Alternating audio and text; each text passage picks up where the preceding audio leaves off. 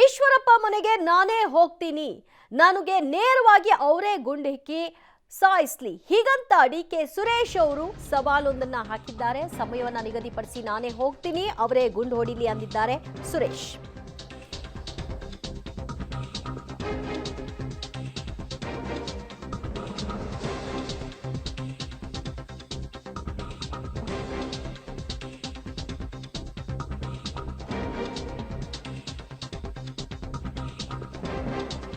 ಈಶ್ವರಪ್ಪ ಅವರ ಹೇಳಿಕೆ ಸಂಬಂಧಿತವಾಗಿ ಇವತ್ತು ಡಿಕೆ ಸುರೇಶ್ ಅವರು ರಿಯಾಕ್ಟ್ ಮಾಡಿದ್ದಾರೆ.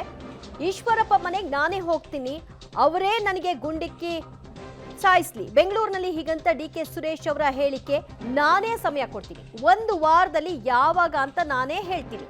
ಬಡವರ ಮಕ್ಕಳನ್ನ ಹೇಳಿಕೆ ಮೂಲಕ ರೊಚ್ಚಿಗೆಬ್ಬಿಸೋದು ಬೇಡ, ಅವರೇ ಆ ಕೆಲಸ ಮಾಡಿಬಿಡ್ಲಿ ಅಂದಿದ್ದಾರೆ ಡಿಕೆ ಸುರೇಶ್. ಸೊ ಕನ್ನಡದ ಪರ ಧ್ವನಿ ಎತ್ತಿದ್ದಕ್ಕೆ, ಕರ್ನಾಟಕದ ಪರ ಧ್ವನಿ ಎತ್ತಿದ್ದಕ್ಕೆ ನನ್ನನ್ನು ಗುಂಡಿಕ್ಕಿ ಕೊಲ್ಲಿ ಅಂತ ಹೇಳಿದ್ದಾರೆ ಅಂತ ಹೇಳಿ ವರದಿಗಳು ಬರ್ತಾ ಇದೆ. ಸೊ ಬಡವರನ್ನ ಯಾಕೆ ಬಾವಿಗೆ ತಳ್ಳಿ ಆಟ ನೋಡ್ತೀರಿ? ನಿಮಗೆ ರಾಜ್ಯಪಾಲರೋ ಏನೋ ಅಧಿಕಾರದ ಆಸೆ ಇರಬೇಕು ಅಂತ ಕಾಣಿಸ್ತದೆ.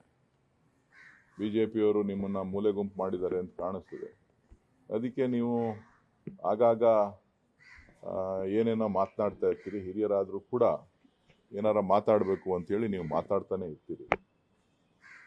ನಾನು ಒಂದು ತೀರ್ಮಾನಕ್ಕೆ ಬಂದಿದ್ದೇನೆ, ತಾವು ಸಮಯ ಕೊಟ್ಟರೆ ಬೇರೆಯವರೆಲ್ಲ ಯಾಕೆ ಗುಂಡಿ ಕೊಲ್ಲಬೇಕು? ಈ ಕನ್ನಡದ ನೆಲಕ್ಕೋಸ್ಕರ, ಕನ್ನಡಿಗರಿಗೋಸ್ಕರ ನಾನೇ ಬಂದು ನಿಮ್ಮ ಮುಂದೆ ನಿಂತ್ಕೋಬೇಕು ಅಂತಿದ್ದೀನಿ. ಸಮಯ ಕೊಡ್ತೀನಿ, ತಿಳಿಸ್ತೀನಿ, ಬಂದು ನಿಲ್ತೀನಿ. ದಯವಿಟ್ಟು ನಿಮ್ಮ ಆಸೆ ಈಡೇರಿಸ್ಕೊಂಡು ನಿಮ್ಮ ನಾಯಕರಿಗೆ ಶಬಾಷ್ಗಿರಿ ತಗೊಳ್ಳಿ ಅಂತೇಳಿ ನಾನು ತಮ್ಮಲ್ಲಿ ಮನವಿ ಮಾಡ್ತೀನಿ. ಅದಕ್ಕೆ ನಾನೇ ತೀರ್ಮಾನ ಮಾಡಿದ್ದೀನಲ್ಲ. ಈ ಪಾಪ ಯಾರೋ ಬಡವ್ರ ಮಕ್ಕಳನ್ನ ಈ ತರ ರೊಚ್ಚಿಗೇಳಿಸಿ ಅವ್ರ ಮೇಲೆ ಕೇಸ್ ಹಾಕ್ಸಿ ಅವ್ರನ್ನ ಬಾವಿಗೆ ತಳ್ಳಿ ನೋಡೋ ಬದಲು ಪಾಪ ಮಹಾನ್ ನಾಯಕರು. ಸೊ ಅವರ ನಾಯಕತ್ವಕ್ಕೆ, ಅವರ ಇದಕ್ಕೆ ಒಂದು ಇದನ್ನ ಕೊಡಬೇಕು, ಶಬಾಷ್ಗಿರಿ ತಗೋಬೇಕು. ಸೊ ಯಾಕೆ ಅಲ್ಲಿ ಇಲ್ಲಿ ಯಾಕೆ ಹುಡ್ಕಕ್ಕೆ ಹೋಯ್ತೀರಿ? ನಾನೇ ನಿಮ್ಮ ಮನೆ ಹತ್ರಕ್ಕೆ ಬರ್ತೀನಿ. ಸಮಯ ಅತಿ ಶೀಘ್ರದಲ್ಲೇ, ಇನ್ನೊಂದು ವಾರದೊಳಗಡೆ ನಿಗದಿ ಮಾಡಿ ನಿಮ್ಮನ್ನ ಭೇಟಿ ಮಾಡ್ತೀನಿ. ಸಿದ್ಧರಾಗಿದ್ದೀರಿ? ಯಾವ ಗುಂಡಿಕ್ತಿರೋ, ಕೊಲ್ಲಿಸ್ತಿರೋ ನೋಡೋಣ. ಡಿಕೆ ಸುರೇಶ್ ಅವರಿಗೆ ಗುಂಡೊಡಿಲಿ ಅಂತ ಹೇಳಿಲ್ಲ, ರಾಷ್ಟ್ರದ್ರೋಹದ ಹೇಳಿಕೆ ಕೊಟ್ಟವರಿಗೆ ಗುಂಡೊಡಿಲಿ ಅಂತ ಹೇಳಿದೆ. ನನಗೆ ಗೊತ್ತಿಲ್ಲಪ್ಪ, ನೀವೆಲ್ಲ ತೋರಿಸಿದ್ದನ್ನು ನಾನು ಹೇಳಿದ್ದೀನಿ, ಭೇಟಿ ಮಾಡೋಣ ಅಂತ ಹೇಳಿ. ಡಿಕೆ ಸುರೇಶ್ ಅವರಿಗೆ ಗುಂಡೊಡಿಲಿ ಅಂತ ಹೇಳಿಲ್ಲ, ರಾಷ್ಟ್ರದ್ರೋಹದ ಹೇಳಿಕೆ ಕೊಟ್ಟವರಿಗೆ ಗುಂಡೊಡಿಲಿ ಅಂತ ಹೇಳಿದೆ. ನನಗೆ ಗೊತ್ತಿಲ್ಲಪ್ಪ, ನೀವೆಲ್ಲ ತೋರಿಸಿದ್ದನ್ನು ನಾನು ಹೇಳಿದ್ದೀನಿ, ಭೇಟಿ ಮಾಡೋಣ ಅಂತ ಹೇಳಿ. ಡಿಕೆ ಸುರೇಶ್ ಅವರಿಗೆ ಗುಂಡೊಡಿಲಿ ಅಂತ ಹೇಳಿಲ್ಲ, ರಾಷ್ಟ್ರದ್ರೋಹದ ಹೇಳಿಕೆ ಕೊಟ್ಟವರಿಗೆ ಗುಂಡೊಡಿಲಿ ಅಂತ ಹೇಳಿದೆ. ನನಗೆ ಗೊತ್ತಿಲ್ಲಪ್ಪ, ನೀವೆಲ್ಲ ತೋರಿಸಿದ್ದನ್ನು ನಾನು ಹೇಳಿದ್ದೀನಿ, ಭೇಟಿ ಮಾಡೋಣ ಅಂತ ಹೇಳಿ. ಡಿಕೆ ಸುರೇಶ್ ಅವರಿಗೆ ಗುಂಡೊಡಿಲಿ ಅಂತ ಹೇಳಿಲ್ಲ, ರಾಷ್ಟ್ರದ್ರೋಹದ HK ಪಾಟೀಲ್ರಿಗೆ ನಾನು ಅವ್ರ ಹೇಳಿಕೆಯನ್ನು ತುಂಬ ಸಂತೋಷದಿಂದ ಮಾಡ್ತೇನೆ. ಅವ್ರ ಕಾನೂನು ಕ್ರಮ ತಗೊಳ್ಳೇಬೇಕು. ನನ್ನ ಬಗ್ಗೆ ಕಾನೂನು ಕ್ರಮ ತಗೊಂಡ್ರೆ ಯಾರ್ಯಾರು ರಾಷ್ಟ್ರದ್ರೋಹಿಗಳು ಅಂತಿದಾರಲ್ಲ ಅವ್ರಿಗೆ ಶಿಕ್ಷೆ ಆಗತ್ತೆ, ನನಗಾಗಲ್ಲ. ನಾನು ಹೇಳಿರೋದೇನು, ಈ ದೇಶದಲ್ಲಿ ಉತ್ತರ ಭಾರತ, ದಕ್ಷಿಣ ಭಾರತವನ್ನು ಬೇರೆ ರಾಷ್ಟ್ರವಾಗಿನ ಮಾಡೋಂಥ ಪರಿಸ್ಥಿತಿ ಬರುತ್ತೆ ಅಂತ ಹೇಳಿದಾರಲ್ಲ, ಅಂಥವರು ದೇಶದ್ರೋಹಿಗಳು. ಇದನ್ನ ಕನ್ಯಾಕುಮಾರಿಯಿಂದ ಕಾಶ್ಮೀರ ತನಕನೂ ಈ ದೇಶ ಒಂದು ಅನ್ನೋಂಥ ಎದೆ ತಟ್ಟಿ ಹೇಳಿದ್ರು ಮಲ್ಲಿಕಾರ್ಜುನ್ ಖರ್ಗೆ ಅವರು ಲೋಕಸಭೆಯಲ್ಲಿ. ಈ ಡಿಕೆ ಸುರೇಶ್ ಹೇಳಿದ ಮಾತನ್ನು ನಾನು ಒಪ್ಪಲ್ಲ ಅಂತ ಕರ್ನಾಟಕ ರಾಜ್ಯದ ಮುಖ್ಯಮಂತ್ರಿ ಸಿದ್ದರಾಮಯ್ಯನವರು ಕೂಡ ಹೇಳಿದರು. ನಿಜಕ್ಕೂ ಕೂಡ ನಾನು HK ಪಾಟೀಲ್ರಿಗೆ ಸವಾಲು ಹಾಕ್ತೇನೆ, 24 ಗಂಟೆ ಅಲ್ಲ, ನೀವು ಎಷ್ಟು ಬೇಕಾದ್ರೂ ಸಮಯ ತಗೊಳ್ಳಿ, ನೀವು ಇದನ್ನು ಕೇಸ್ ನನ್ನ ಮೇಲೆ ಹಾಕಬೇಕು. ಇದು ನನ್ನ ಸವಾಲು ನಿಮಗೆ. ಕೋರ್ಟಲ್ಲಿ ನಿಮಗೆ ಛೀಮಾರಿ ಆಗ್ತಾರೋ, ರಾಷ್ಟ್ರಭಕ್ತರಿಗೆ ಛೀಮಾರಿ ಆಗ್ತಾರೋ ಗೊತ್ತಾಗತ್ತೆ. ನೋ ಎಸ್, ಗುಂಡಿಕ್ಕಿ ಕೊಲ್ಲಬೇಕು ಅಂತ ಕಾನೂನು ತರಬೇಕು ಅಂತ ನಾನು ಹೇಳಿರೋದು. HK ಡಿಕೆ ಸುರೇಶ್ ಅವರಿಗೆ ಗುಂಡೊಡಿಲಿ ಅಂತ ಹೇಳಿಲ್ಲ, ರಾಷ್ಟ್ರದ್ರೋಹದ ಹೇಳಿಕೆ ಕೊಟ್ಟವರಿಗೆ ಗುಂಡೊಡಿಲಿ ಅಂತ ಹೇಳಿದೆ. ನನಗೆ ಗೊತ್ತಿಲ್ಲಪ್ಪ, ನೀವೆಲ್ಲ ತೋರಿಸಿದ್ದನ್ನು ನಾನು ಹೇಳಿದ್ದೀನಿ, ಭೇಟಿ ಮಾಡೋಣ ಅಂತ ಹೇಳಿ. ಡಿಕೆ ಸುರೇಶ್ ಅವರಿಗೆ ಗುಂಡೊಡಿಲಿ ಅಂತ ಹೇಳಿಲ್ಲ, ರಾಷ್ಟ್ರದ್ರೋಹದ ಹೇಳಿಕೆ ಕೊಟ್ಟವರಿಗೆ ಗುಂಡೊಡಿಲಿ ಅಂತ ಹೇಳಿದೆ. ನನಗೆ ಗೊತ್ತಿಲ್ಲಪ್ಪ, ನೀವೆಲ್ಲ ತೋರಿಸಿದ್ದನ್ನು ನಾನು ಹೇಳಿದ್ದೀನಿ, ಭೇಟಿ ಮಾಡೋಣ ಅಂತ ಹೇಳಿ.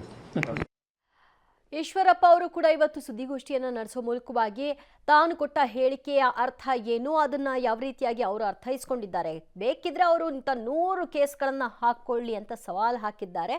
ಕೋರ್ಟ್ ದೇಶದ್ರೋಹಿಗಳಿಗೆ ಯಾವ ರೀತಿಯಾದಂತಹ ಒಂದು ನಿರ್ಧಾರ ಮಾಡುತ್ತೆ ಅಥವಾ ದೇಶ ಪರವಾಗಿರುವಂತಹವರಿಗೆ ಯಾವ ರೀತಿಯ ತೀರ್ಮಾನ ಮಾಡುತ್ತೆ ಅಲ್ಲೇ ನಿರ್ಧಾರ ಆಗಲಿ ಅಂತ ಹೇಳಿದ್ದಾರೆ. ಈ ಕಡೆ ಸುರೇಶ್ ಅವರು ಕೂಡ ನೇರವಾಗಿ ಅವರೇ ಗುಂಡಿಡ್ಲಿ, ನಾನು ಸಮಯವನ್ನು ಕೊಡ್ತೀನಿ ಅಂತ ಕೂಡ ಹೇಳಿದ್ದಾರೆ.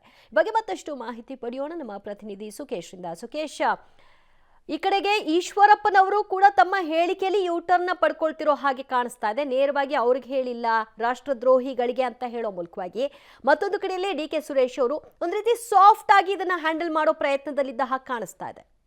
ಒಂದು ಸ್ಪಷ್ಟತೆ ಜೊತೆ ಈಗ ಈಶ್ವರಪ್ಪನವರು ಹೇಳಿಕೆಯನ್ನು ಕೊಟ್ಟಿರುವಂತದ್ದು, ನಾನು ಡಿ.ಕೆ. ಸುರೇಶ್ ಅವರಿಗೆ ಗುಂಡು ಹೊಡೆಯಿರಿ ಅಂತ ಹೇಳಲಿಲ್ಲ, ನಾನು ದೇಶದ್ರೋಹದ ಬಗ್ಗೆ ಹೇಳಿಕೆಯನ್ನು ಕೊಟ್ಟಂತವರಿಗೆ ಅನ್ನೋ ಅರ್ಥದಲ್ಲಿ ಹೇಳಿದ್ದು, ಪರ್ಟಿಕ್ಯುಲರ್ ಆಗಿ ಅವರಿಗೆ ಹೇಳಿಲ್ಲ ಅನ್ನುವಂಥದ್ದು. ಆದರೆ ಸಂಸದ ಡಿ.ಕೆ. ಸುರೇಶ್ ಇದನ್ನ ಒಂದು ಚಾಲೆಂಜ್ ಆಗಿ ತೆಗೆದುಕೊಂಡಂತೆ ಕಾಣಿಸ್ತಾ ಇದೆ. ಒಂದು ವಾರದೊಳಗೆ ನಾನು ಸಮಯವನ್ನು ನಿಗದಿ ಮಾಡ್ತೀನಿ, ನಾನೇ ನೇರವಾಗಿ ಈಶ್ವರಪ್ಪನವರ ಮನೆಗೆ ಹೋಗ್ತೀನಿ, ಬೇರೆಯವರನ್ನ ಅವರಿವರನ್ನ ಬಡವರ ಮಕ್ಕಳನ್ನ ಪ್ರಚೋದನೆಗೆ ಒಳಪಡಿಸುವಂಥದ್ದು ಅಥವಾ ಇಂತಹ ಕೆಲಸ ಮಾಡಿ ಅಂತ ಪ್ರೇರೇಪಿಸುವ ಬದಲು ನೇರವಾಗಿ ಈಶ್ವರಪ್ಪನವರೇ ಗುಂಡು ಹೊಡೆಯಲಿ ನನಗೆ, ಅದಕ್ಕೆ ನಾನು ಅವ್ರ ಮನೆಗೆ ಹೋಗ್ತೀನಿ ಅನ್ನುವಂಥ ಮಾತನ್ನು ಹೇಳಿದರೆ, ಹಾಗೇನಾದರೂ ಒಂದು ವಾರದೊಳಗೆ ಸಮಯವನ್ನು ನಿಗದಿ ಮಾಡಿ ಈಶ್ವರಪ್ಪನವರ ಮನೆ ಕಡೆ ಏನಾದರೂ ಸುರೇಶ್ ಅವರು ಹೊರಟ್ರೆ ಅದು ಇನ್ನೊಂದು ಸ್ವರೂಪವನ್ನು ಪಡೆದುಕೊಳ್ಳಬಹುದು, ಇನ್ನೊಂದು ತಿರುವನ್ನು ಪಡೆದುಕೊಳ್ಳುವಂತ ಸಾಧ್ಯತೆ ಕೂಡ ಇದೆ. ಹಾಗಾಗಿ ಈಶ್ವರಪ್ಪನವರು ಈಗ ತಮ್ಮ ಧ್ವನಿಯನ್ನು ಬದಲಿಸಿದಂತೆ ಕಾಣಿಸ್ತಾ ಇದೆ. ಹಾಗಾಗಿ ಎಲ್ಲರೂ ಸಂಸದ ಸುರೇಶ್ ಕೂಡ ತಮ್ಮ ನಿಲುವಿನಿಂದ ಹಿಂದೆ ಸರಿದ್ರೆ ಓಕೆ, ಎಲ್ಲಾದರೂ ನನಗೆ ಹೇಳಿಕೆಯನ್ನು ಕೊಟ್ಟಿದ್ದಾರೆ ನಾನು ಹೋಗ್ತೀನಿ ಅವ್ರ ಮನೆಗೆ ಅನ್ನುವಂಥದ್ದಾದ್ರೆ ಅದು ಇನ್ನೊಂದು ರೀತಿಯ ರಾಜಕೀಯ ಜಟಾಪಟಿಗೆ ಕೂಡ ವೇದಿಕೆ ಆಗುವಂತ ಸಾಧ್ಯತೆ ಕೂಡ ಇದೆ.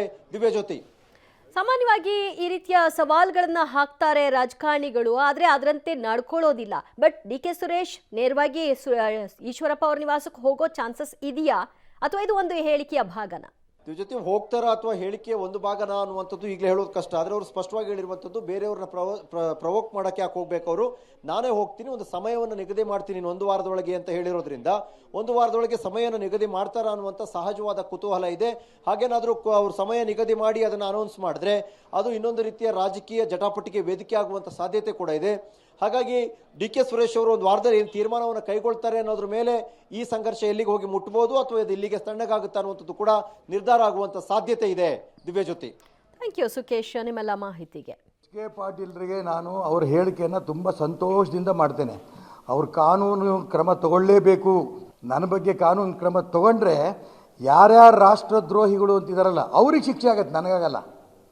ನಾನು ಹೇಳಿರೋದೇನು, ಈ ದೇಶದಲ್ಲಿ ಉತ್ತರ ಭಾರತ ದಕ್ಷಿಣ ಭಾರತವನ್ನು ಬೇರೆ ರಾಷ್ಟ್ರವಾಗಿನ ಮಾಡೋಂಥ ಪರಿಸ್ಥಿತಿ ಬರುತ್ತೆ ಅಂತ ಹೇಳಿದಾರಲ್ಲ, ಅಂಥವರು ದೇಶದ್ರೋಹಿಗಳು. ಇದನ್ನ ಕನ್ಯಾಕುಮಾರಿಯಿಂದ ಕಾಶ್ಮೀರ ತನಕನೂ ಈ ದೇಶ ಒಂದು ಅನ್ನೋಂಥ ಎದೆ ತಟ್ಟಿ ಹೇಳಿದ್ರು ಮಲ್ಲಿಕಾರ್ಜುನ್ ಖರ್ಗೆ ಅವರು ಲೋಕಸಭೆಯಲ್ಲಿ. ಈ ಡಿ.ಕೆ. ಸುರೇಶ್ ಹೇಳಿದ ಮಾತನ್ನು ನಾನು ಒಪ್ಪಲ್ಲ ಅಂತ ಕರ್ನಾಟಕ ರಾಜ್ಯದ ಮುಖ್ಯಮಂತ್ರಿ ಸಿದ್ದರಾಮಯ್ಯನವರು ಕೂಡ ಹೇಳಿದರು. ನಿಜಕ್ಕೂ ಕೂಡ ನಾನು ಎಚ್.ಕೆ. ಪಾಟೀಲ್ರಿಗೆ ಸವಾಲು ಹಾಕ್ತೇನೆ, 24 ಗಂಟೆ ಅಲ್ಲ, ನೀವು ಎಷ್ಟು ಬೇಕಾದ್ರೂ ಸಮಯ ತಗೊಳ್ಳಿ, ನೀವು ಇದನ್ನು ಕೇಸ್ ನನ್ನ ಮೇಲೆ ಹಾಕಬೇಕು. ಇದು ನನ್ನ ಸವಾಲು ನಿಮಗೆ. ಕೋರ್ಟಲ್ಲಿ ನಿಮಗೆ ಛೀಮಾರಿ ಆಗ್ತಾರೋ ರಾಷ್ಟ್ರಭಕ್ತರಿಗೆ ಛೀಮಾರಿ ಆಗ್ತಾರೋ ಗೊತ್ತಾಗತ್ತೆ. ನೋ ಎಸ್, ಗುಂಡಿಕ್ಕಿ ಕೊಲ್ಲಬೇಕು ಅನ್ನಂತ ಕಾನೂನು ತರಬೇಕು ಅಂತ ನಾನು ಹೇಳಿರೋದು. ಡಿ.ಕೆ. ಸುರೇಶ್ ಅವರಿಗೆ ಗುಂಡೊಡಿಲಿ ಅಂತ ಹೇಳಿಲ್ಲ, ರಾಷ್ಟ್ರದ್ರೋಹದ ಹೇಳಿಕೆ ಕೊಟ್ಟವರಿಗೆ ಗುಂಡೊಡಿರಿ ಅಂತ ಹೇಳಿದೆ. ನನಗೆ ಗೊತ್ತಿಲ್ಲಪ್ಪ, ನೀವೆಲ್ಲ ತೋರಿಸಿದ್ದನ್ನು ನಾನು ಹೇಳಿದ್ದೀನಿ, ಭೇಟಿ ಮಾಡೋಣ ಅಂತ ಹೇಳಿ. ಡಿ.ಕೆ. ಸುರೇಶ್ ಅವರಿಗೆ ಗುಂಡೊಡಿಲಿ ಅಂತ ಹೇಳಿಲ್ಲ, ರಾಷ್ಟ್ರದ್ರೋಹದ ಹೇಳಿಕೆ ಕೊಟ್ಟವರಿಗೆ ಗುಂಡೊಡಿರಿ ಅಂತ ಹೇಳಿದೆ. ನನಗೆ ಗೊತ್ತಿಲ್ಲಪ್ಪ, ನೀವೆಲ್ಲ ತೋರಿಸಿದ್ದನ್ನು ನಾನು ಹೇಳಿದ್ದೀನಿ, ಭೇಟಿ ಮಾಡೋಣ ಅಂತ ಹೇಳಿ.